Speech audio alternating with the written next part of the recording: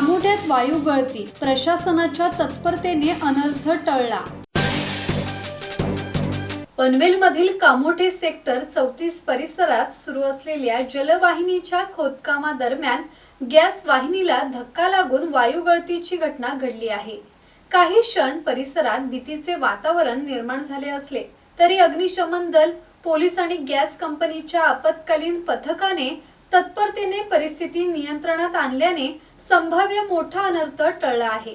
कामोठे येथील सेक्टर 34 येथे जलवाहिनी टाकण्यासाठी खोदकाम सुरू असताना यंत्राने महानगर गॅसच्या वाहिनीला धक्का लागल्याचा प्राथमिक अंदाज आहे।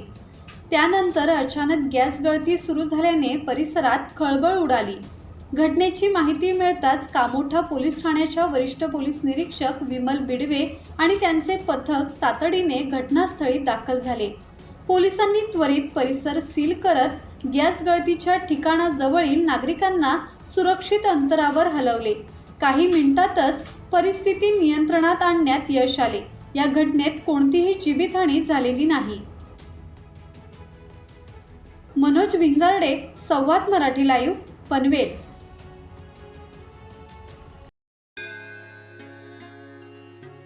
श्री गणपती संस्थान महड, तालुका खालापूर, जिल्हा रायगड।